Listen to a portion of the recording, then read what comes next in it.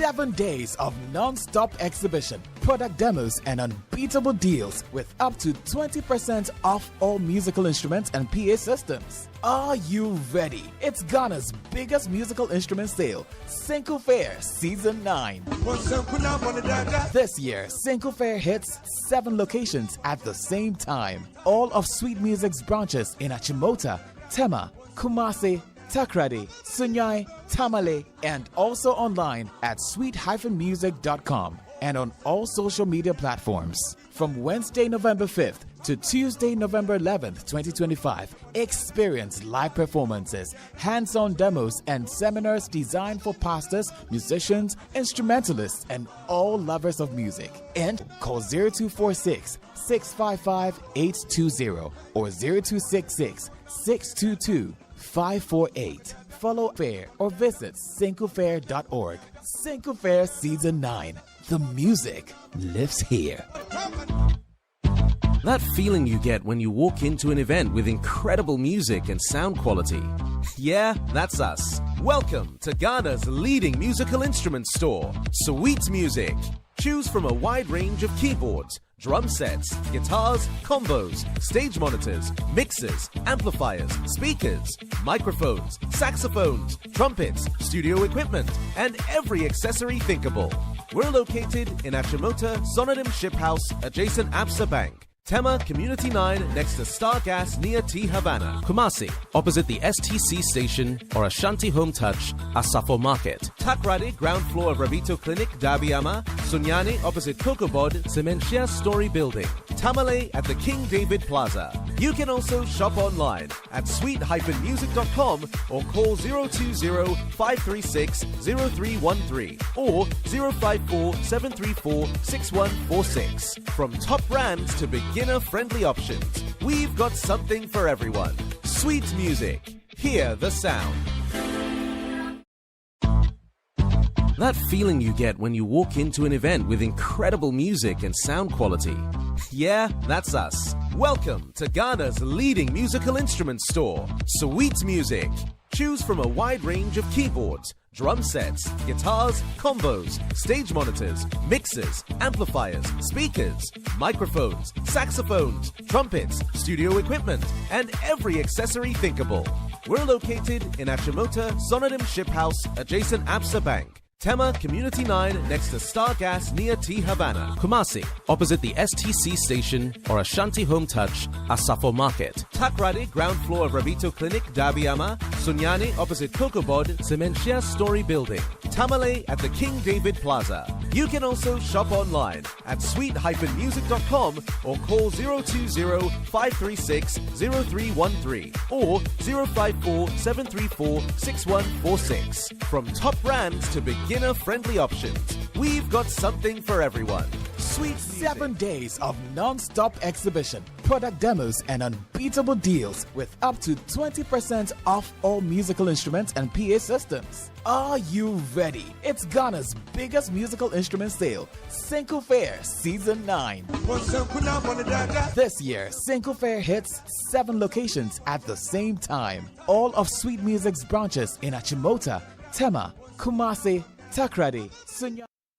Hey guys, welcome to, is today the final day for Senku Fair, by the way? It's when? Tomorrow. Okay, so today is the last but one day, and well, I'm here to just run you through music production and the process, but by home request. Yes, I've been asked to do one song. Yes, so if you want me to do one song, put it in the comment section, or else I'll mind you. But yeah, by the way, violence is out. Yes, so I'm informing everyone it's been happening, and I need you to go listen to the song, yeah, which features 1000. All right.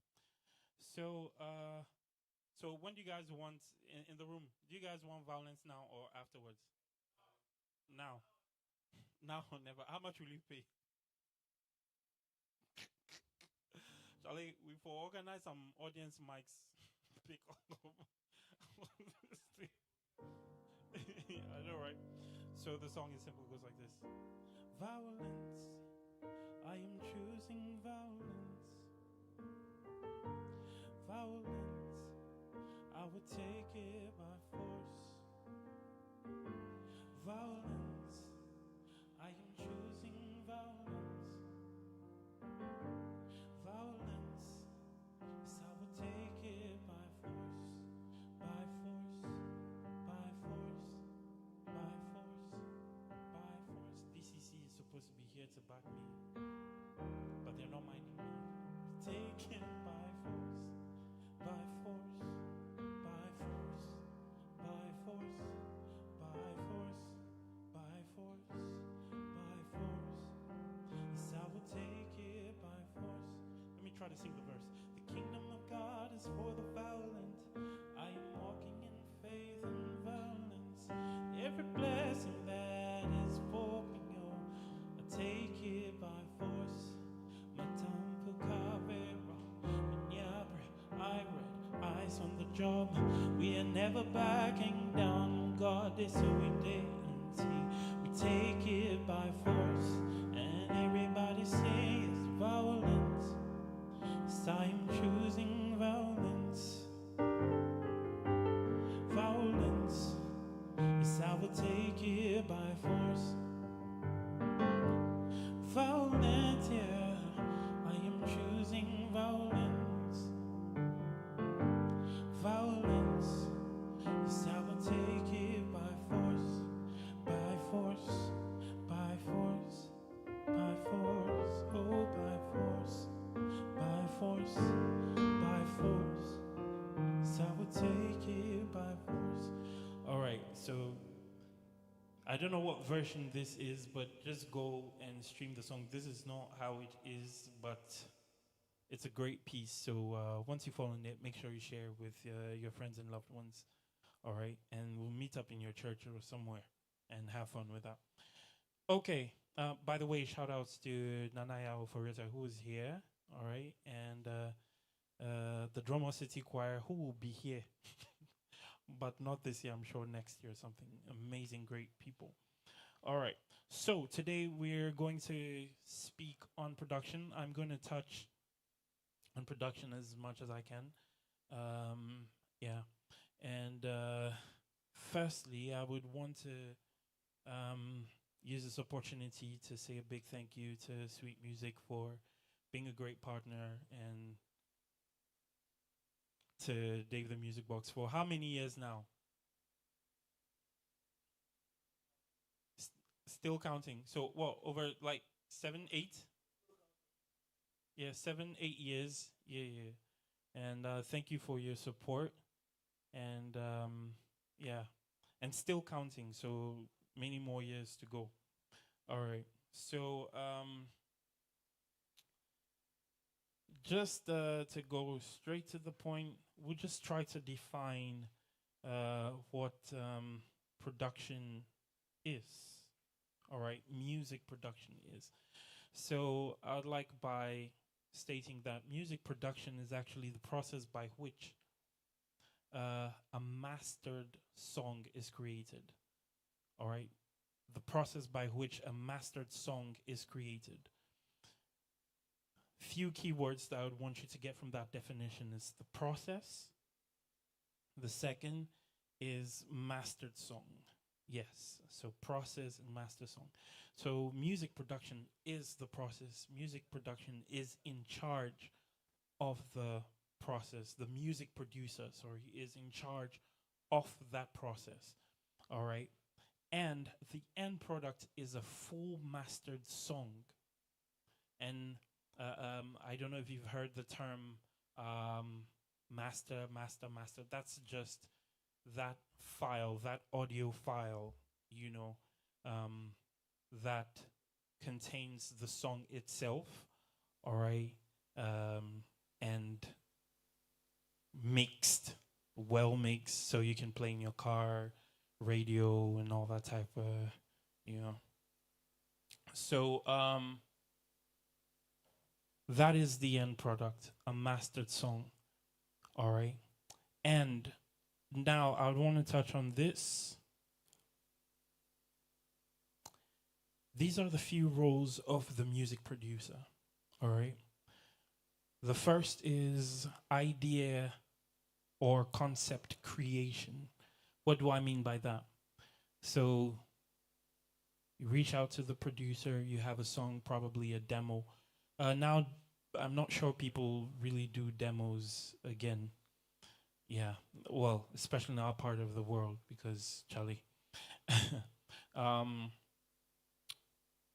Once we get to listen to the demo, or probably an audio, or if you just appear before the music producer, um, he or she would listen to the song and now try to figure out what theme, we're going for.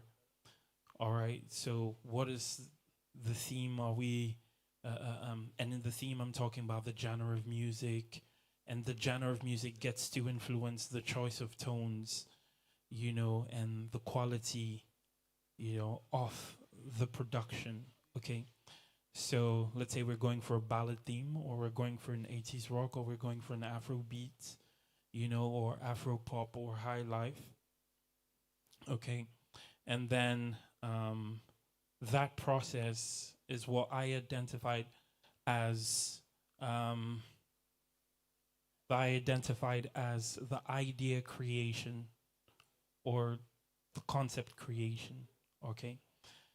And then right after that, the most important part is the budget.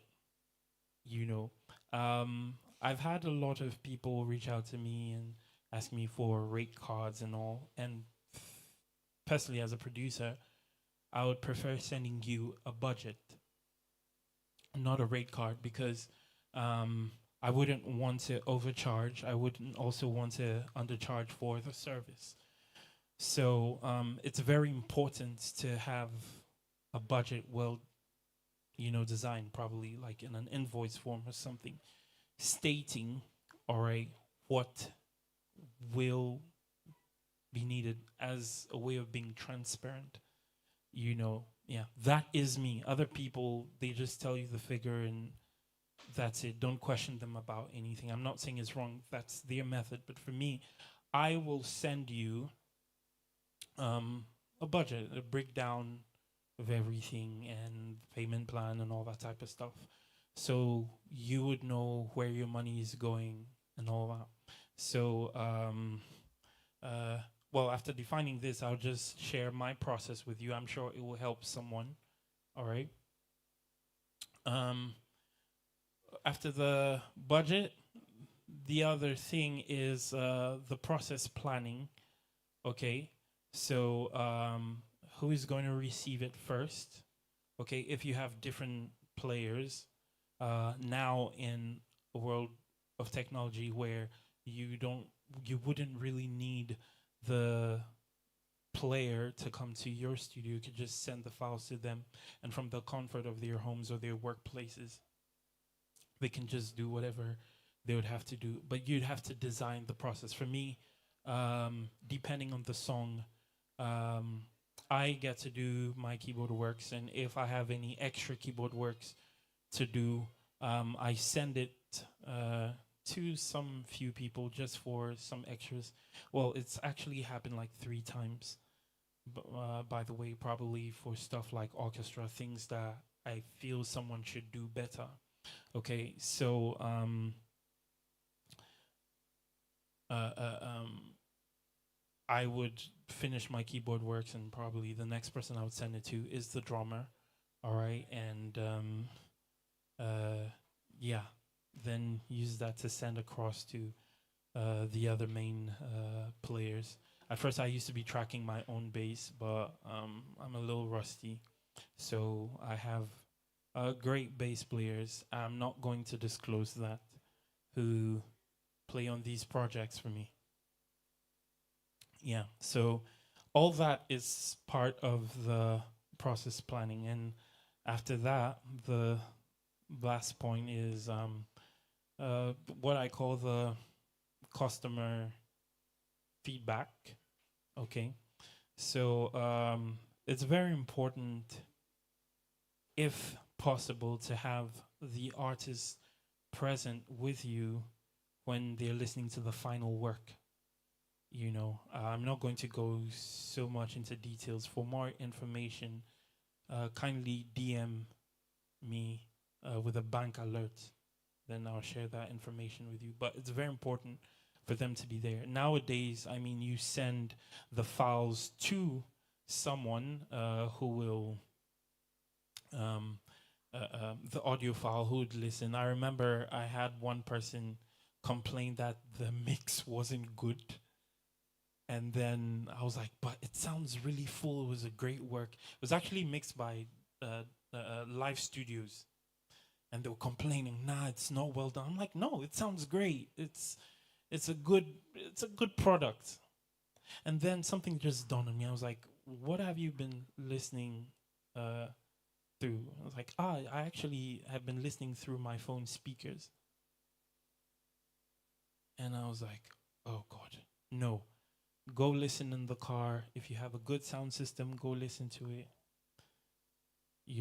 Because there's some people who really don't know, and you can blame them, which is a little weird. I will blame you. And the person played the product, loved it. Oh my God, it sounds amazing and all that type of stuff. I really felt every bit. Okay, can we raise this? Can we raise that? And also to avoid back and forth, I think you must state how many, room for changes, so you don't have so much back and forth and stuff. I do a lot of back and forth with the sound engineers before sending, to the artist, because it has to come out right. So, yeah. So that is a bit of the process. And by the way, this information is mine. I didn't go on ChatGPT to go grab it. I put a name to all that. So this is my info. This is music production according to Dave 101. All right. So now this brings me to one question. Especially in our part of the world, a lot of people feel the keyboard player or the bass player is supposed to be the music producer. But I would say this, anyone at all can be the music producer, as long as you have the required skill. A singer can be a music producer. It is possible for a singer to be the music producer once you know the terms, once you understand what goes in or out, and once you own the product. Because one thing that has been unfair is, and I've fallen victim to that numerous times. People come to me, oh, so I have this, and then you design the whole idea, the whole concept, and literally play the role of a music producer. And at the end of the day, you're not acknowledged as the music producer. It happens a lot in Ghana. Not to throw shade to anyone, but if you know yourselves, start on watching this video, because I'm coming for you, violence. All right, but any person at all can be a producer. The moment you know the chords, the direction, the dynamics, and I'm going to underline the my four main pillars for a good production. All right, once you have that skill, to build the idea. Once you have that skill to manage the budget, manage the players, and all that type, yeah, you can be the producer. And let me tell you something, it's not as simple as it seems. Yeah, it is not as simple as it seems. And again, in bracket, I feel in my spirit to say that please start acknowledging the various players of your project. Reason being that when you give them credit, it gets to help their business and it helps them build a portfolio. I'm not even going to talk about royalties. Let's talk about credits for now. Okay, great. So let me underline 4 pillars, what I call the strong 4 pillars of a good production. All right. So the first one is dynamics. All right. The second is groove. The third is melody, and the fourth is transition. These are 4 main things I don't play with when it comes to my productions. And for those of you who have heard a couple of my works, okay, I don't really play with this. Like, I can show you. I'm going to do a demo for a project I did quite recently. All right, that some people do know I produce, others don't. Oh, by the way, Jerome is in the house. Jerome is in the house. All right, and yeah, you know. So I've listened to a lot of songs, and let me just touch first of all on the Ghanaian gospel music productions. I've listened to a lot of productions, and I keep on getting the same feedback from people. It's one way, it's one way, it's one way, it's one way. And a lot of people blame the writing and the songwriting. And I'm like, no. As a producer, you can actually change the phase and put your identity to it. So I've had a lot of artists come to me, and one thing I would ask you is, okay, what are you looking at before we start the work? What concept are you going for, and all that? Before I take the project and I make it my own, all right? By making it my own, I mean I add my signature to it. Great. So some people would send me a Nathaniel Bassey song or Dunsin song or a Jonathan McReynolds song, and they'll make statements like, I want this exactly, I want exactly this. And I tell them that, no, I'm not going to do that, because with respect to the intellectual property of the producers and all, I may put a few things in there to pay homage, all right, but I am not going to do exactly that.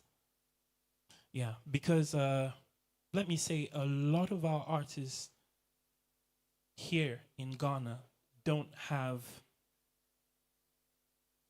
musical personalities. Everyone sounds the same, and quote me on that. And you guys can come and fire me, and I'll say that to your faces. Because back in the day, even though it was one same producer, you could tell the difference between Daughters, Tego Sisters, and some other artists, because their writing was different. The approach was different. They were intentional about what they were doing. But now, this is not about the spirit. Some people lie putting on the spirit, but it's not the spirit. You just want a quick hit. You just want to be a trend, be part of the trend, so you could get more attention. And that is really disturbing. And I wish so many producers would come together and songs now. These 4 things are kind of missing. All right. The movement of the song itself and the instrumentation is supposed to trigger a certain type of emotion, all right, taking you through a journey. But unfortunately, we leave that job to, the tongue speaking.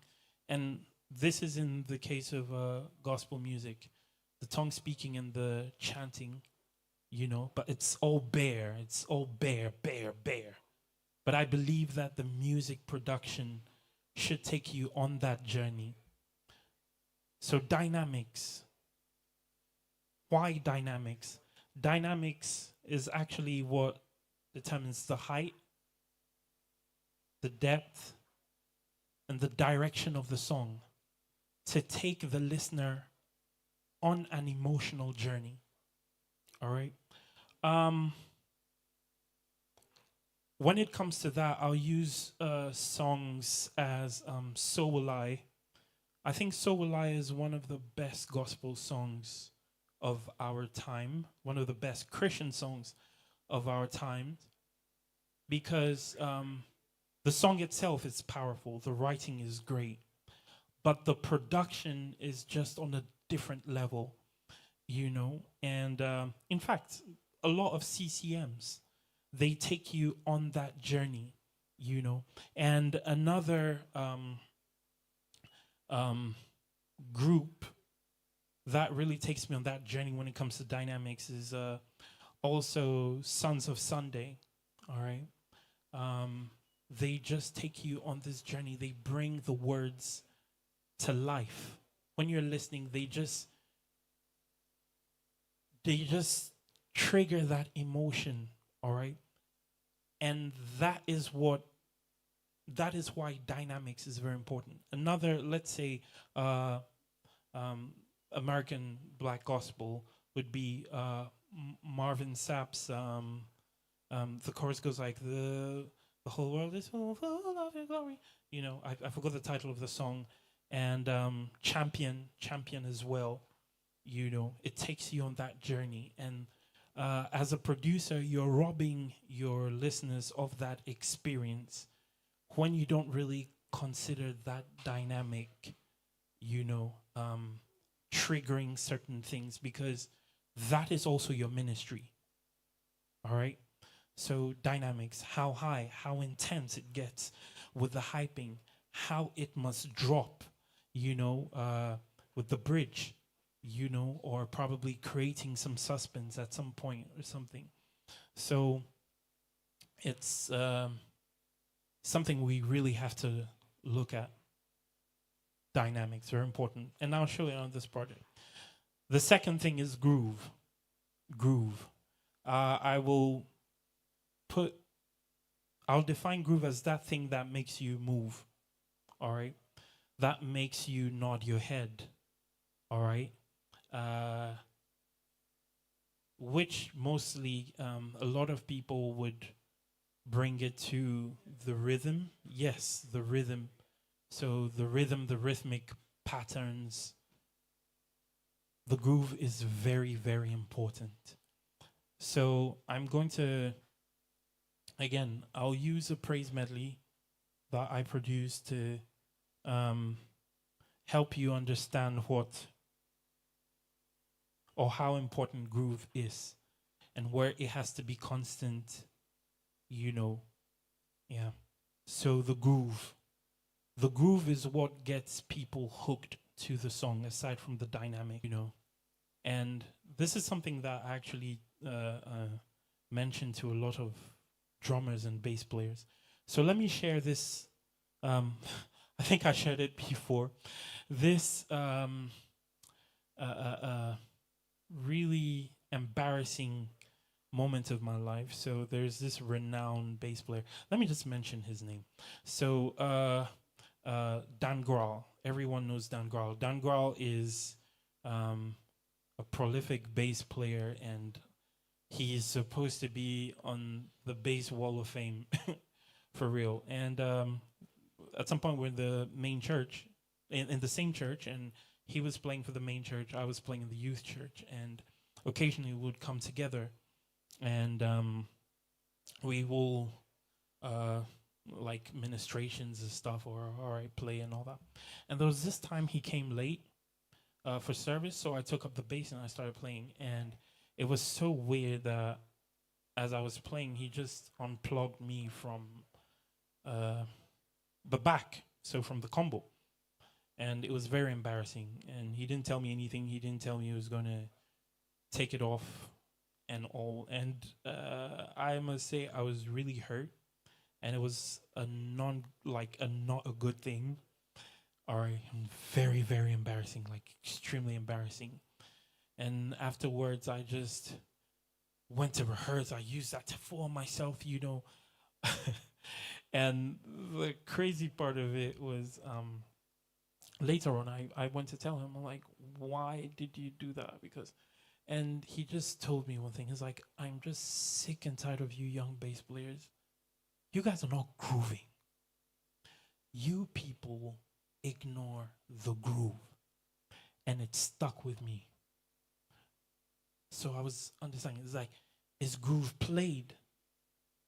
And I had this conversation with Jay Zamora. I was like, no, groove is not played. Jay Zamora actually told me that. Joshua said, groove is felt. But the thing is, you need to trigger that feeling by a constant, well-organized pattern. And it really helped me in my play. And now I believe that I do to other people what he did to me. Like sometimes I just feel like snatching a drummer's drum or unplugging a bass guitar, unplugging someone's lead guitar because they're not adding up to the groove. They're not locked, you know. And yeah.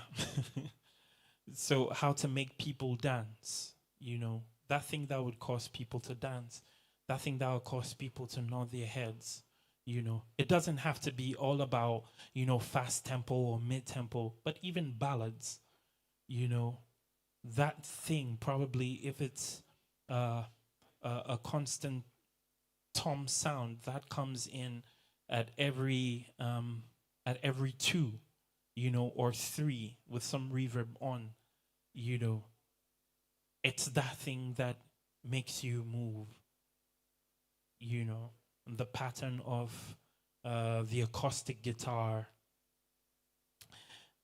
Yeah, by the way, guitar players, and especially acoustic guitar players, I have an issue with your strumming patterns. Yes, because sometimes you have to follow the pattern of either a shaker or the hi-hat, you know, to add up to the drummer's pattern, you know. But I'll break that down at some point. Yeah. And the next thing is the melody, all right? The melody. Yes. When it comes to melody, this is when the songwriting comes in. You know, one of the reasons why a lot of people tune in so much to Nigerian songs or French songs, it's all because of the melody, something you can easily sing along, something that can be well arranged in your mind, you know. That melody is very important. And with that, sorry, my phone keeps on locking and locking. That's why I do that. Okay, let me memorize. All right, great. So the melody just helps you navigate, you know, around the song, helps you memorize, you know, the song. And not only the song, but for me as a producer, I use a lot of melodies, syncopations, because I would want people to remember every bit of the music. So from horns lines, you know, to a full band syncopation, you know, sometimes you can add something a little dumb in there that gets the shake, but people need to remember every part of the song. So for example, if you hear this bass line like bum bum ba bum bum bum bum ba bum bum bum bum bum bum, your mind goes to a Michael Jackson song. All right. Yes, and da da da da da da da da da da da. If you hear it somewhere, you would still attribute it to Michael Jackson. All right. These are all signatures, or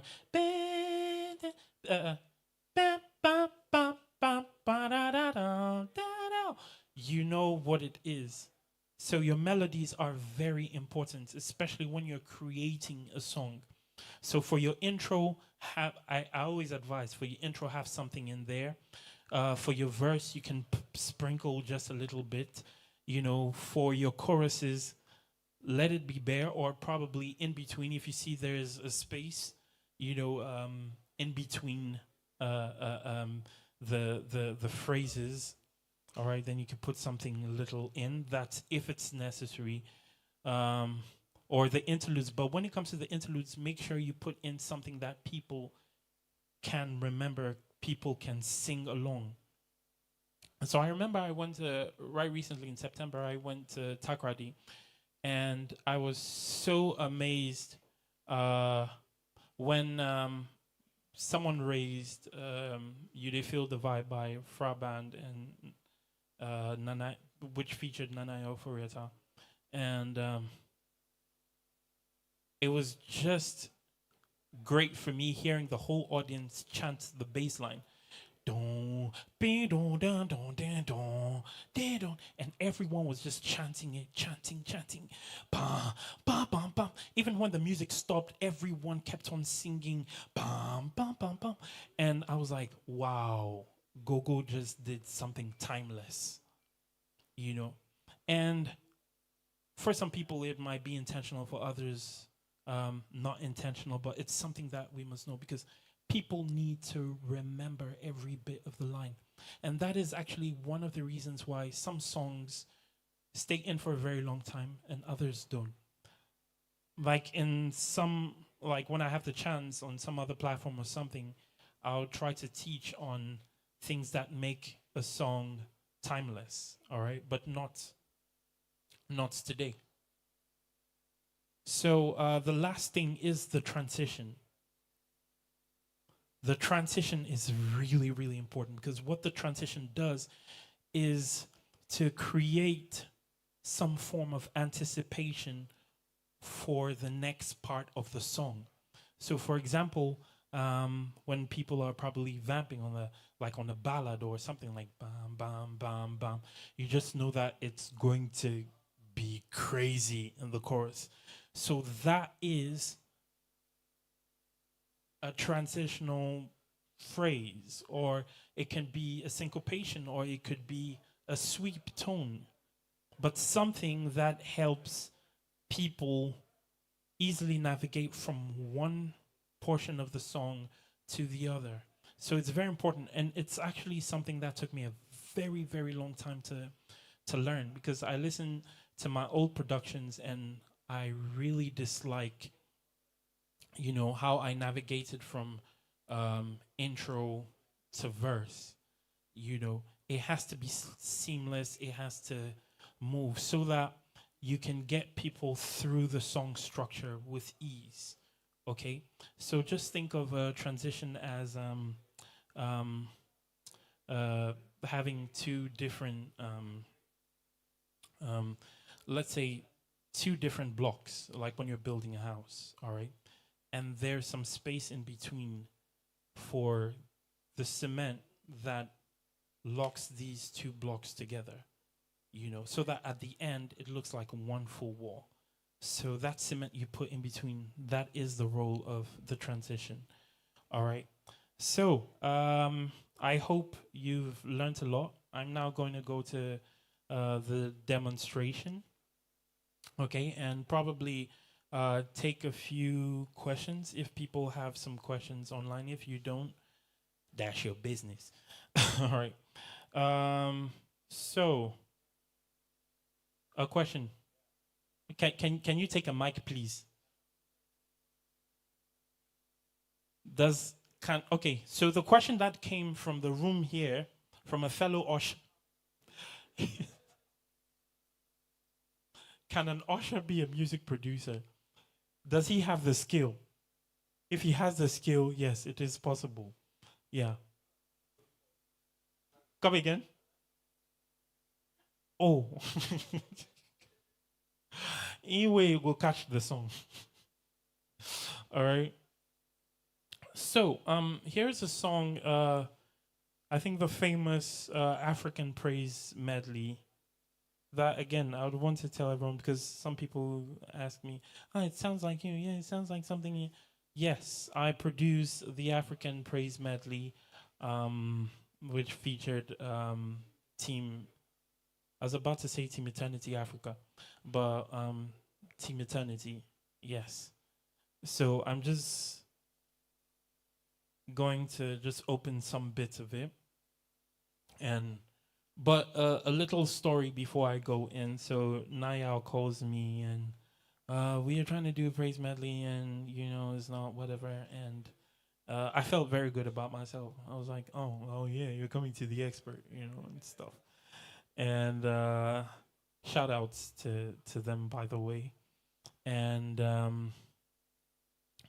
well, I just selected all these songs, put all the songs together. I asked him, I was like, okay, what are you trying to achieve? Like, all right, so we're gonna minister in South Africa and all that. I was like, oh wow, you're gonna do West African thing in South Africa. And he was like, yeah, okay.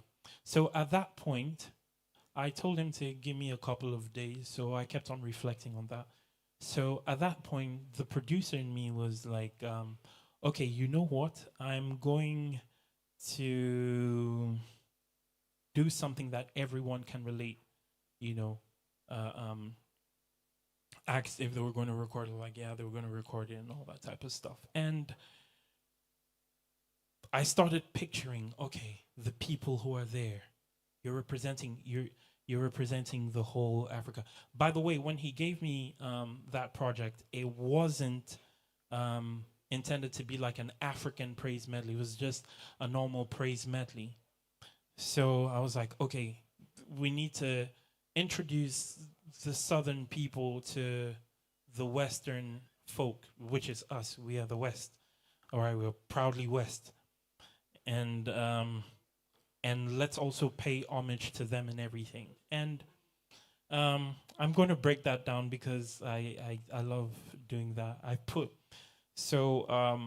One thing about my productions is ever since I studied a bit of Leonardo da Vinci, all right, I was like, okay, I'm going to put not Da Vinci, but David codes in there, so that probably in about 500 years, people would get to find the codes in there. Yeah, what? Da Vinci. I love that, Da Vinci. So I'm going to have Da Vinci codes,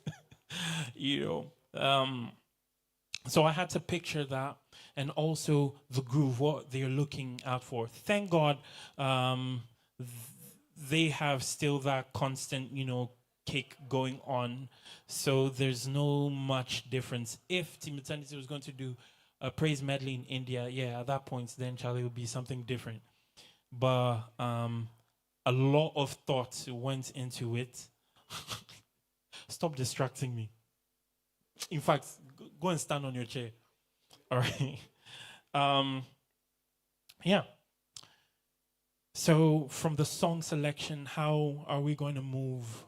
So initially the first song that I selected for intro was "Some People Ask Me Say," and unfortunately, they didn't really like that because they wanted something Ghanaian, because since they came, as in Team Eternity, since they came from Ghana, I was like, okay. So we put our heads together, and then we came up. So I just told Niall that, look, I just don't have the brain right now to think about vocal arrangements and stuff. Yeah, because it's really stressful. I don't know how Charles Pentagold does that. So so we're like, okay, yes, boy, yeah, because I wanted to be a choir thing, because that's Team Eternity, that's their signature, and everything was intentional.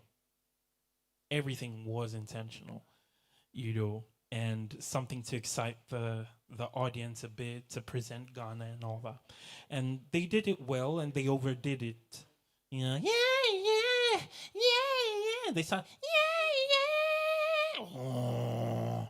And Bishop was just playing the black notes and stuff. It was like, all right, but they did a good one. So right after that, now this is the main project. So intro, And by the way, they played some stuff live, which was added, and even during rehearsal. As you can see on the screen, yeah, that's the project file. And I'll let you, so you see the way some things are, you know, scattered, okay, here. Because I always come up with what is necessary for the song. I have a lot of people, I listen to a lot of records and it's just too packed, you know, it's too packed. And that's what I've been discussing with Daniel Aita, shout outs to him, and Francisco Ikose. You know, with the mix, how can you have things clear, you know? So that's why there's some things that come up at some point, you know. So here, the intro. Let me play the intro.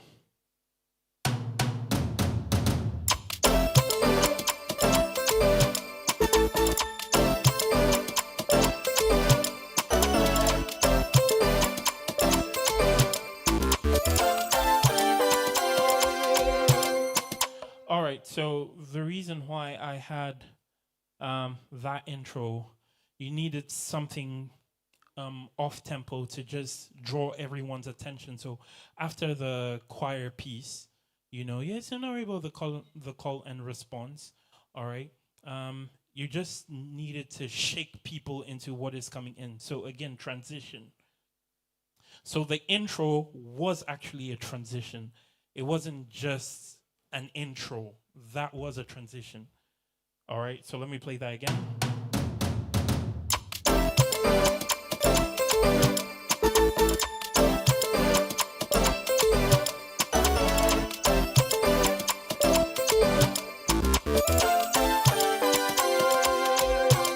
Then a call and response. All right. So let me just play the actual audio so it makes sense. All right.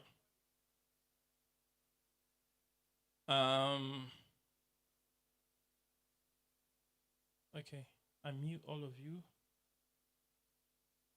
Oh boy. What have I done? Okay. Let me just unmute these. All right. In fact, let's permanently mute these. Okay. Great. And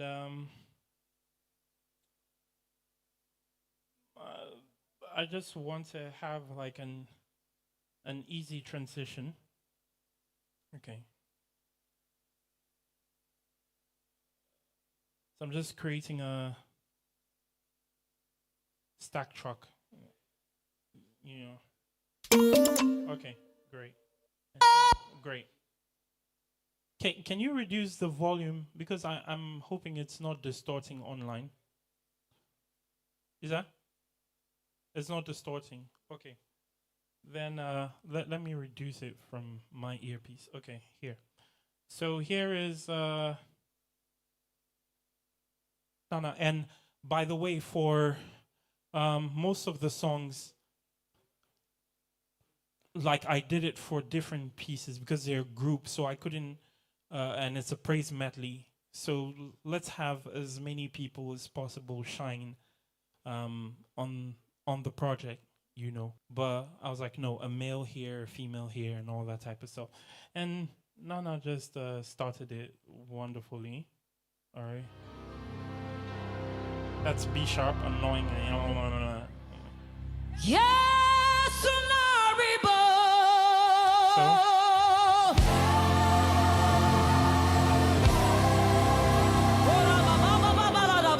Tongue speaking.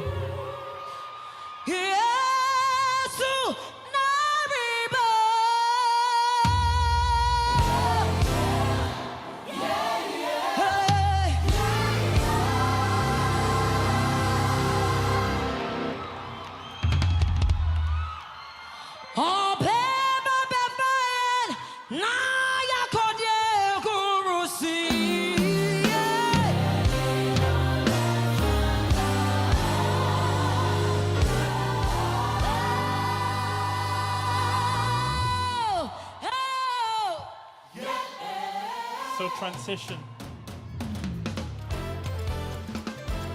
Can you be on your feet and dance with Off us?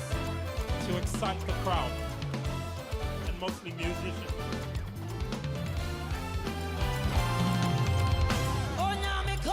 Call and response. And space to get people to dance. So that's why I did that.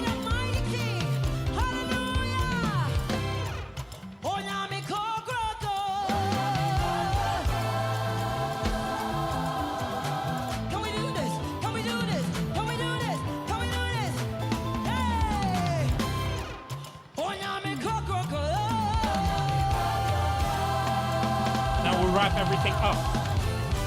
First song.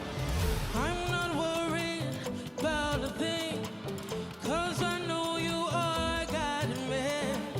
Where you lead me, Lord, I will go. I have no fear 'cause I know who's in control. Where should I belong? Hey, you're my God.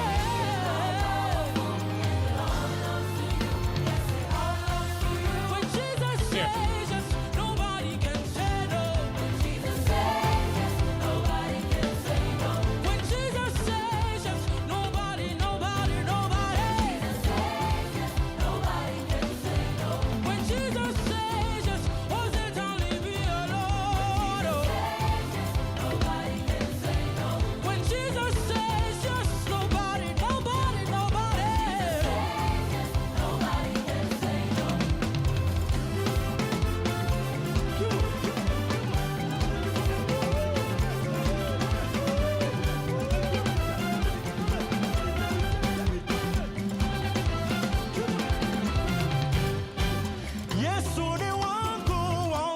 So if you see the whole arrangement, so we went from Ghana, Onyame Kokoko, it's something that I mean when you travel around the world, I think it's a song that a lot of people connect to Ghana, all right? One of the songs. And yeah, so that's why I put that, and since we're in Africa, it's something that would just ring in mind. So now, dynamics. So when you're just sitting down listening, it moves you. Because when you hear the intro, yes, honorable, yeah, it gets your attention. All right? So that is the idea, because I'm just picturing the arena. Okay, people might or might not know the group or something. So let's get something to just quicken them up. All right? So what is one thing Team Eternity can really do to get, and please don't get me wrong. A lot of prayer entered into this. All right? A lot of prayer. All right? But I have to do my job as a music producer to just help the delivery. All right? Great. So the call and response from the choir, the whole choir moment, and also black, because in South Africa they also do a lot of black stuff and choir vibes and all that. Again, a lot of thought was put into that. And then with the band, I mentioned that it was just a transition, so that's when I used the last point, transition, into to get people. And we didn't have enough time. Normally what I would have done was to let the drum loop play for probably a bar, all right, and then we get into the groove, but we didn't have time. So I was like, okay, let me just use something to draw everyone's attention. So that's why we had the big drum, but unfortunately, I'll say that publicly, Jazzy didn't play that bit. I think he didn't. He might have forgotten or something. All right, but by the way, he did justice to this. Jazzy's a good. He's a good drummer. Yeah, I don't want him to feel big. Make it come off for there. And so it was supposed to be bum, bum, bum, bum. So the whole idea there is just to get your attention, because we're talking an arena. If they were going into a small room or recording, I don't put this, but again, a lot of thought was put into that. All right. And now let me open the project. First song. And by the way, I selected the songs, from Onyame Kokoko. So I would show you. Wait, let me just add. So my vocal intro. My guide. So my guide is in there.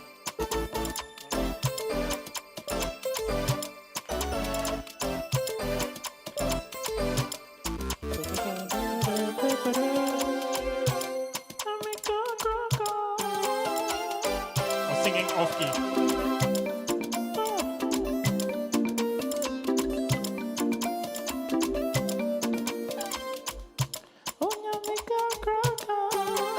Oh, yeah, sorry, I did that I had to change the key at some point, sorry.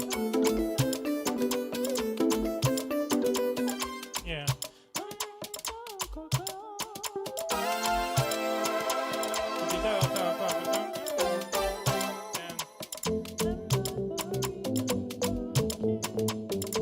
Let me just work on the key.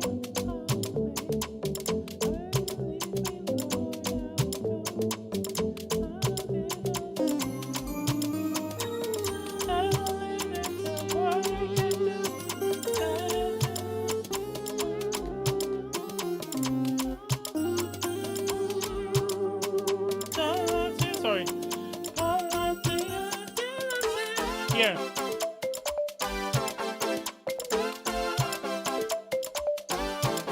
So the use of melody.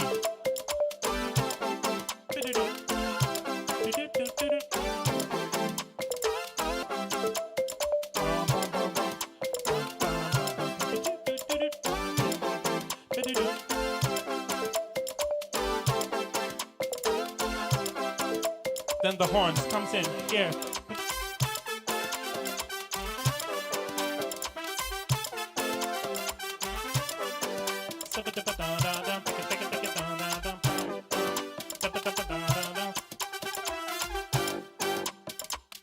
So great. So that portion there, you need to, again, that's a transition. So something that everyone can remember. So everyone can sing shabba-dabba-da-da-da-da-da-da. Even if you can sing the whole thing, at least you can sing just a little bit. All right.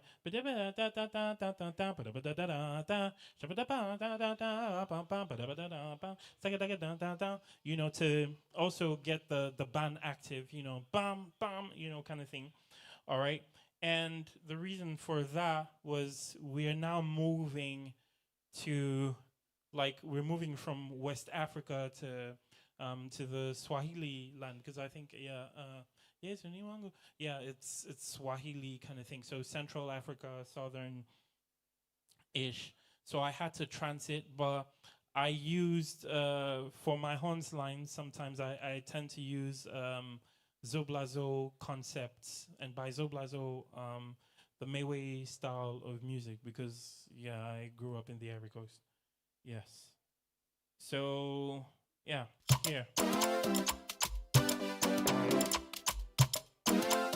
Because I knew that if we're going to go to Seben, sorry, not throwing shade or anything, but a lot of people don't really know how to properly play Seben, here. So at least what is closer to Seben, let's just move to the Ivorian style of music, which is closer. All right? Yeah.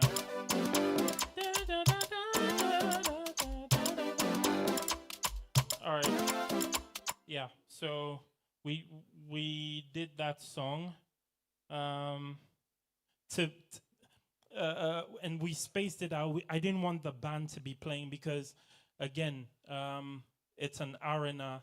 There may be noise, so create some space so that people can hear the next song. So that's what I do when I'm working on praise medleys. Okay, yeah. Yeah. So as you follow, let me just close this. Okay, great. So here.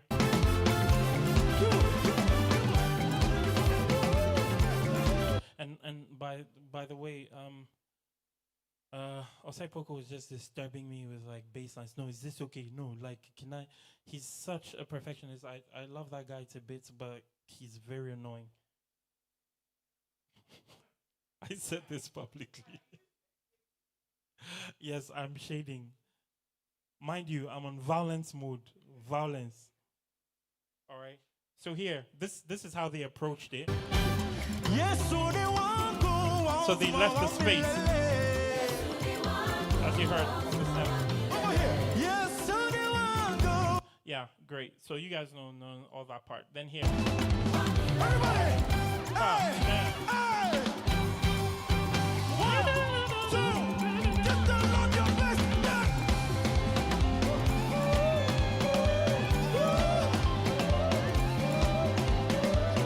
So the thing here, normally we're supposed to play a proper Sabian, so the drum pattern will go on the bam bam bam bam bam bam bam bam. But because of the bass, I didn't want to stress them, and we're also time bound. So I was like, you know what? Yeah, like the Ivorian music is really connected to Congolese, so you can still keep on playing that pattern, and yeah. And with the guitar line, I added it, and to my surprise, Jesse ended up singing. I mean, playing that. So where's it? Is it here? Oh, sorry. Let me mute this.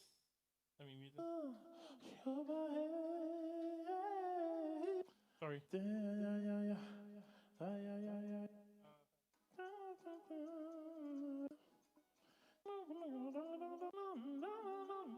Oh, yeah. Now guitar. Yeah.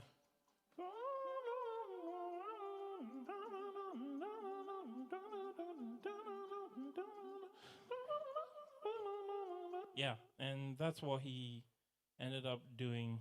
Yeah, Jesse's my boy. Jesse's my boy. Yeah, Charlie. I won't diss him. He's my boy. All right. Yes, so they want. So here. Get down on your best. Yeah. So here. Come on, make some noise.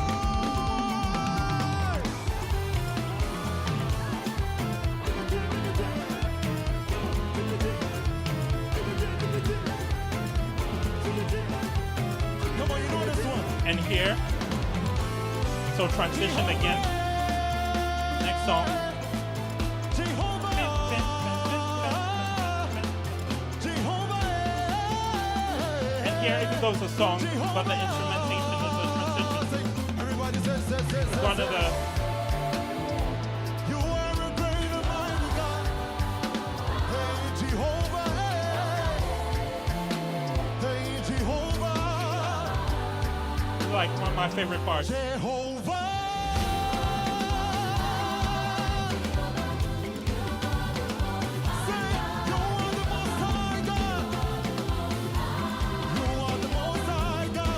So that portion, the transition, I wanted to put a little techno there because we're going to change for a bit to go into a drill. So I didn't want to go directly. So that's why the Jehovah, it was like really open. Okay, I think I'll end soon. You know, not to bore you so much with. Oh, sorry.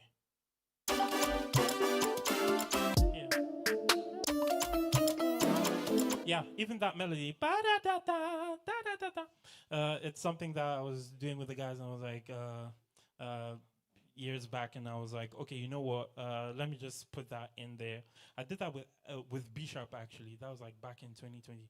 There was a praise medley that we were supposed to release, and we never released it, and I will never release it. Yes. All right. It's like some old song that we remixed, we put together. Charlie, that thing is fire, but yeah, I will not do that. If you want me to do that, just, you know, throw it. Yeah. So, we just had to do something so that to engage the mind so that people could be, you know, dancing and also remember kind of, forgive me, but like kind of like, the European nightclubs, you know, yeah, So while you're vibing, you're also vibing to, yeah. Yeah. So that's a transition.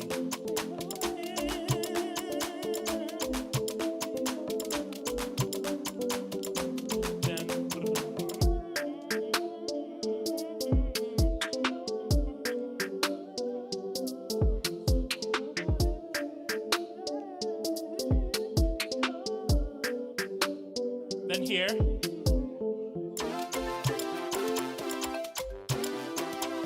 You guys know where this one is coming from, right?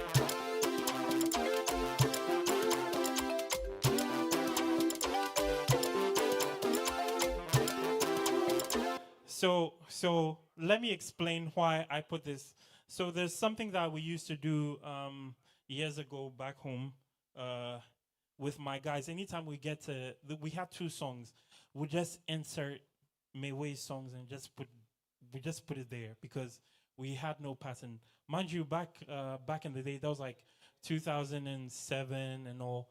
Our praise and worship sessions in church were like rehearsed from intro. We had intros and outros. I'm talking about a normal church service. We used to play, I don't know, for some reason, I don't know why we're doing that. Probably was preparing me for now. But we used to play as though like we are having a live recording or something. So like intros for every song and all that type of stuff, you know. And anytime we're playing Jehovah, you are the most high, we get to insert, you know, Mayway's Zoblazo in there, the famous Zoblazo. And by that, as a producer, and permit to do that, if you would want to cancel me afterwards, you can. Yes. I was kind of like paying homage to Mayway, yeah. And because honestly speaking, he really did influence West African music, you know. And if we have a lot of bass lines, if we have a lot of rhythms, it's him and it's music. So I just paid tribute. I remember when I told, when I played that part, Naya was like, Dave, aren't they going to come and chase us? Like, don't worry. I'm just going to crop that part. And I sent it through someone to him, and he was very excited, by the way. And let me just put it out there for the record. Mayway was a lover of Koda's music. A lot of people don't know that. Yeah, he loved Koda's music. He listened to about 2 of them, and when we met up, he mentioned the name, and I was like, oh wow, that's amazing. Yeah. So yeah, we had to do that, and I don't know why. I think they were so afraid, so they took out the trombone because I wanted the trombone to be there, but they took it away here. Yeah. You know, but they took it out of the record. Yeah, they didn't want to have issues.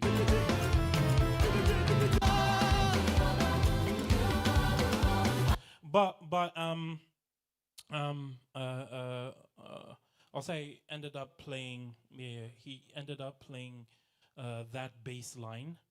And it was great. And even at the end, he went as far as playing bum bum bum bum bum. I was like, bro. You know, and enjoying themselves. I think I would go to the next portion, and after that, I'll just yeah, stop there.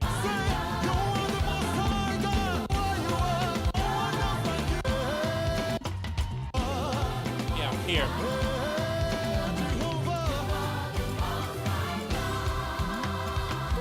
Wanted to do a Nigerian thing. Church, are you ready? Hey! Come on, South Africa!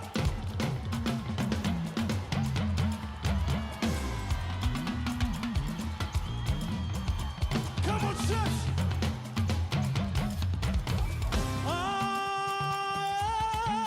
All right, then we'll go to that to that syncopation, which is actually my favorite syncopation. Okay, here, yeah.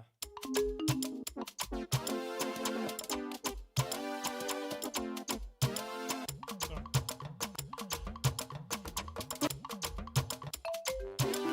All right. So I had to put in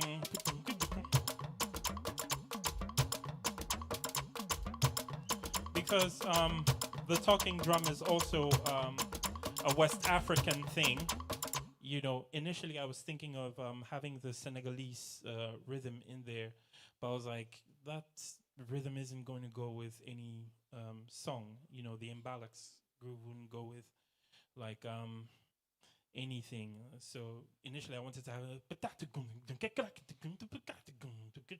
but you know, it's if they were going to like a French country or something to do that, then I would have done that. But let's go Nigerian. I think, yeah, let's say West African, you know, for that. And I told Jazzy to put a syncopation, you know, so that I know by all means in South Africa there'll be a lot of Nigerians there. So at least they can, you know, find themselves in there. So yeah. Yeah. So one reason. And then I'll end with this one. My favorite my favorite syncopation. It was my favorite syncopation. Sorry.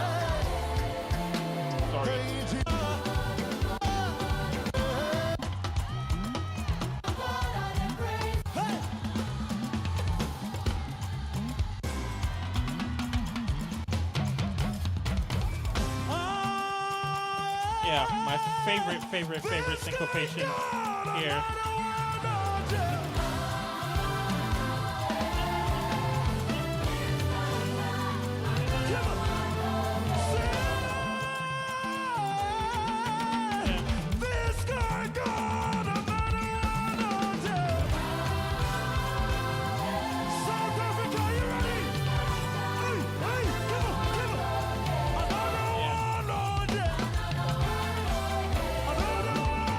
So yeah, I just put that in because it was, it's an idea that I had, you know, with that song. Anytime I heard that song, I really wanted to put that syncopation in there. And well, Team Eternity gave that chance to do that, and I inserted that.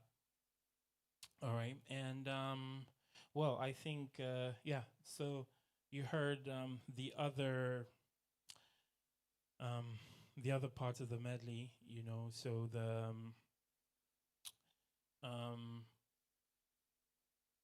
yeah, the rest of the medley. So Tamira Jehovah and everything was just in there. Yeah. So in this medley, these four things were put in. So the dynamics. There's some point where you stop to listen, all right, because it's always been a dream of mine, you know, to actually control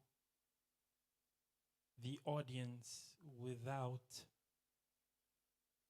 saying anything, especially when you're a performer on stage. So I don't know if you've noticed this, but like for the places that I've been doing the My Praise medley, the famous Afro Praise medley, which we recorded back in 2018, you know, before people started using Afro Praise medley. All right. Anytime I was ministering that, I wouldn't sing. I'll just probably sing at the parts where there's a call and response.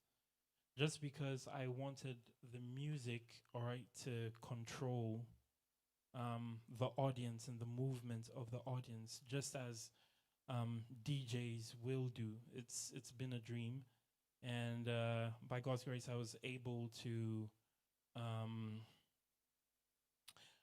Right now, I froze because a legend just walked into the room. Lord, I lost my train of thought.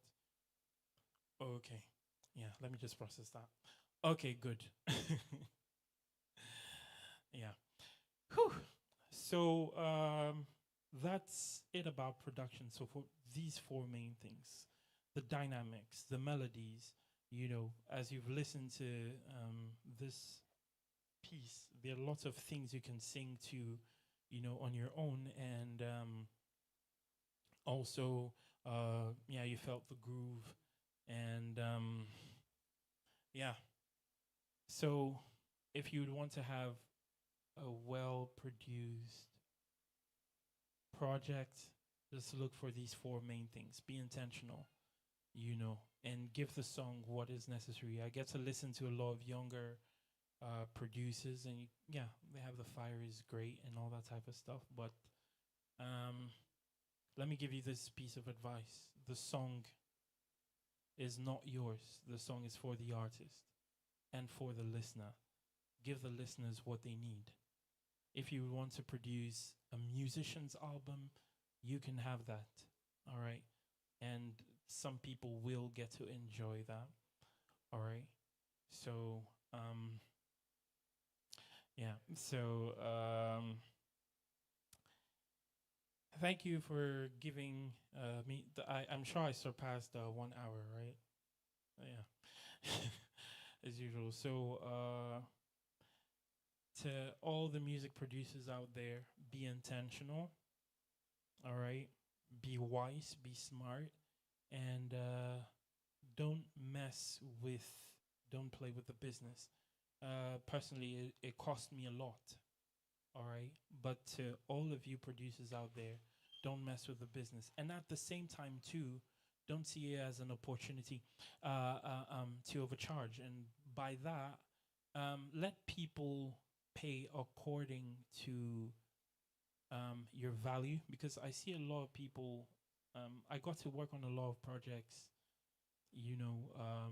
from other producers who just really failed, badly. Like it was just trash, and they took huge amounts of money for that. Please, I'm begging you, if you know that you can do the job, you can call another producer and allow the person to also take the title as co-producer. It's possible. All right. Yeah. Okay. Some questions coming in. And, well, I'm not saying the name, but okay. What do you have to say about artists who think spontaneous worship songs is not supposed to be arranged and rehearsed for production? Okay. Great question, by the way. Do you have more questions coming in, or just these two? Okay. And at what time did they come in? Just now, or? Okay. Great. So now the issue of spontaneous worship. Let's first of all put that in.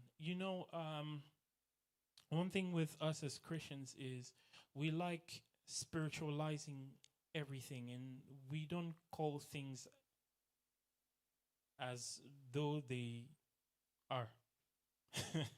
Things that are as though they are. We don't like doing that. Why am I saying that? In the case of spontaneous worship, yeah, some people feel it will bless some people, but I just feel it's also a way to get people's attention, to what you're doing, especially worship medleys and stuff. And also, probably, yes, you would want people to enjoy some experience and all that. But now, let me answer you. You cannot have spontaneous and rehearsed at the same time. You can't have spontaneous and rehearsed at the same time. Again, you cannot have spontaneous and rehearsed at the same time. Yes. Yes, great. If you're going to do a worship medley, beforehand, you do the arrangement. But when it is spontaneous, some ideas may come in, in your mind, and then you get to tackle it on the post-production. So, yes. And also on the issue of spontaneous worship, yeah, the Holy Spirit does take control, but Jesus asks, "What do you have?" When the audience was hungry, yeah, when the audience was hungry, all right, the 3,000, Jesus had the power to rain bread because, I mean, he's God. He could manna and all that type of stuff. But he asks this time, "What do you have?" All right, because he's not going to multiply what you don't have. Back in the day, we're still blessed by certain projects, such as Integrity Music projects, by Dr. Ron Canoli and Don Mon. And you cannot do spontaneous worship with a full 40-piece orchestra. What are they going to play? And the thing is, they had sheets in front of them. Sheets. Even though, let me tell you the truth, as at that time, they had talk back. But they had sheets in front of them. And yeah, so if you miss an arrangement, the money that you put in the recording, and back in the day, the recording budget, I remember Dr. Ron Canoli sharing a budget for recording as at those times, and Charlie, it can build a whole estate. And you had investors. Did the song bless? It blessed, and we're still singing it. Did the song bring healing? It brought healing. So spontaneous is not the only thing that brings healing or that works out a room. I remember working with one artist. I won't mention I won't mention his name. Yes, but when I start mentioning, everyone will know who it is. We're working on this. I was music directing him. He used to have some events, and then at Conference Center, and the event was called August Worship. So, Joshua, please just forgive me for that. We spoke about that. So I remember we have a whole list of songs. No, it wouldn't be a bother to him because he knows who he is.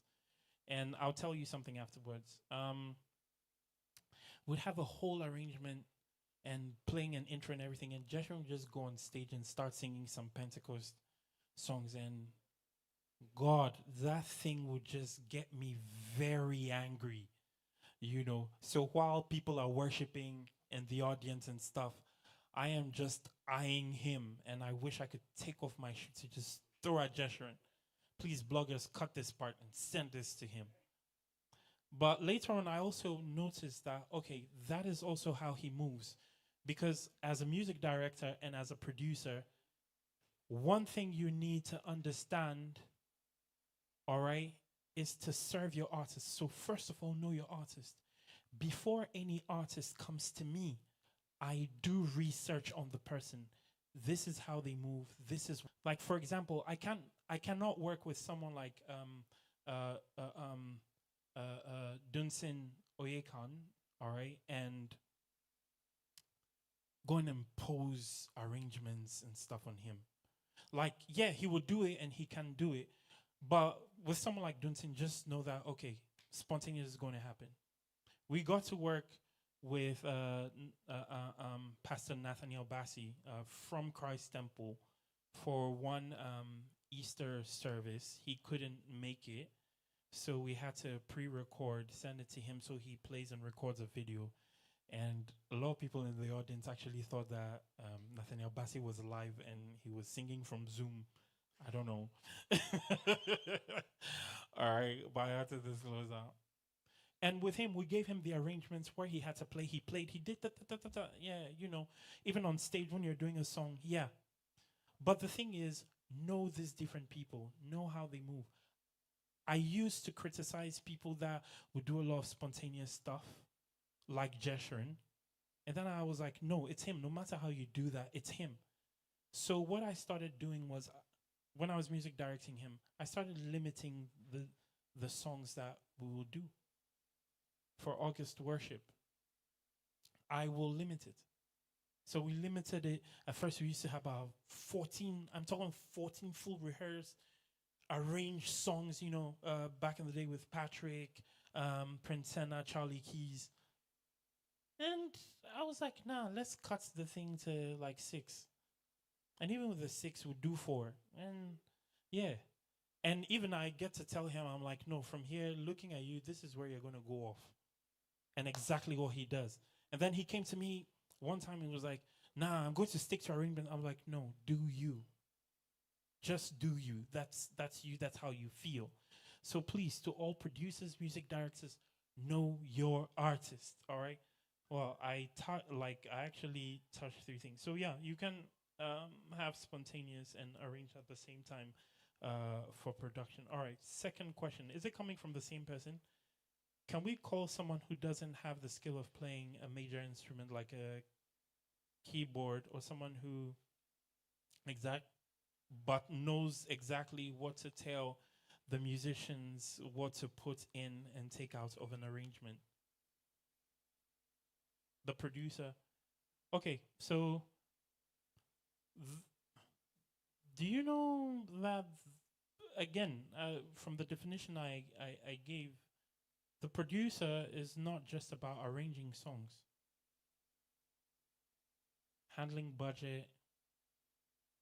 In fact, the music producer is a project manager.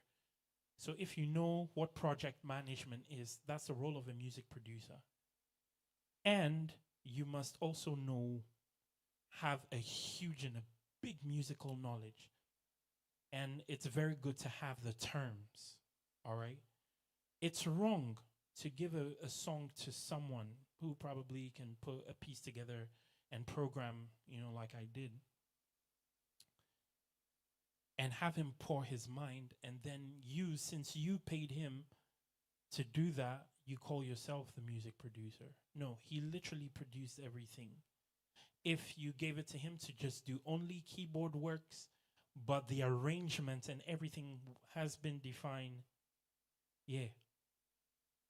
So, yes, that person can be your singer, you can be a music producer.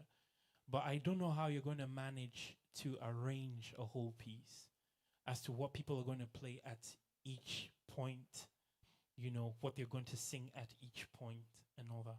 But I've worked with a singer who was a music producer, Nayao. Yeah.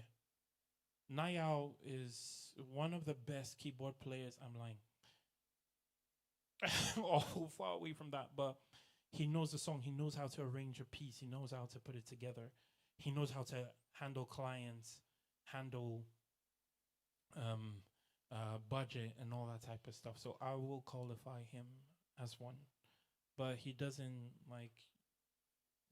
play. He sucks at it. So yeah.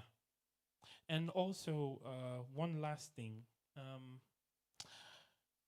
I wanted to go away from it, but I have to address it. A lot of artists have issues with ego, because one person does that, they would want to do same to kind of prove a point or something. So as I even spoke about the fact that anyone can be a music producer and all that type of stuff, they would want to claim all the glory for themselves. So they're just going to put a couple of people in a room. They're going to put chords and progressions and everything to what they're doing, pour their hearts and minds, and at the end of the day, you don't give them credit for it. And you call yourself a producer. That is wrong. And that is robbing them of what they really do deserve. All right. Yeah. Yes, that issue comes in. I pay them. It doesn't mean anything. If you pay them, then you might as well just sit down with them and communicate, because it's draining, especially I remember before we had all these systems where you had to direct an entire band. That thing is stressful. After a rehearsal, your BP goes up or down because you're now going to tell the drummer, no, at this point, no, here is not working. Yeah. And also something that I call the singer's complex. A lot of singers feel they're not respected because they don't have high knowledge of music and all that type of stuff. So once they become artists, they feel they have to dictate everything,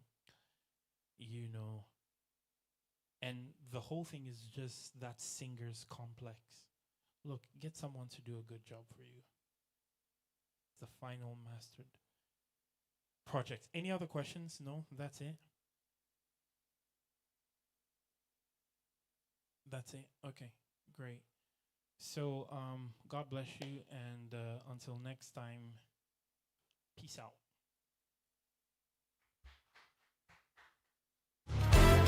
7 days of non-stop exhibition, product demos, and unbeatable deals with up to 20% off all musical instruments and PA systems. Are you ready? It's Ghana's biggest musical instrument sale, Senku Fair Season 9.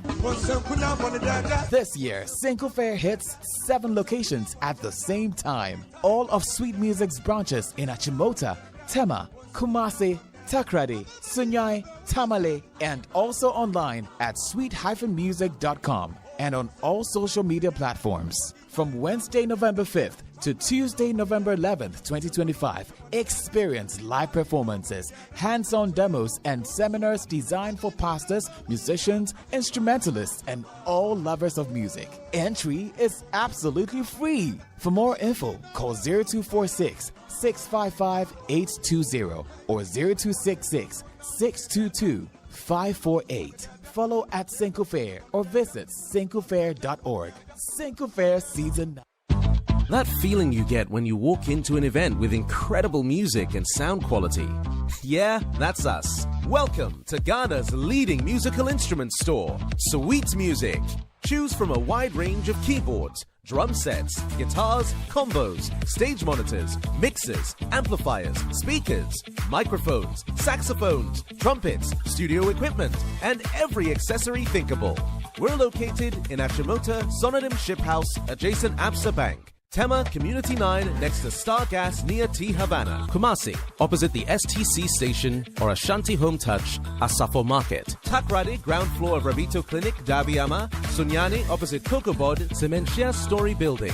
Tamale at the King David Plaza. You can also shop online at sweet-music.com or call 020-536-0313 or 054-734-6146. From top brands to beginner-friendly options, we've got something for everyone. Sweet Music. Hear the sound. How is guitar no noise? Guitar is no noise. Oh. Are you sure? Noise. Yeah, guys, do you think guitar is noise? Because me all the time, Charlie, they are playing and they are making noise. Like, yeah. How is guitar like no noise? How is it relevant in like a music setting? So, there are certain genres of music that really require guitars, especially like country, when it comes to the country music, when it comes to the churchy music, when it comes to rock. And then even with rock, people think that rock is very noisy. But in our church settings today, the worship we call like maybe hyped worship, that is like soft rock. Oh, okay. You see? Yeah. Because it requires a lot of guitar. True. Then the CCM kind of music. That requires a lot of guitars. So it depends on how the person is applying the guitar to the music. So can you demonstrate like something that will make us convinced that guitar is not noise? So you see how the song is now? It feels empty, feels dry. But when I come in, you see?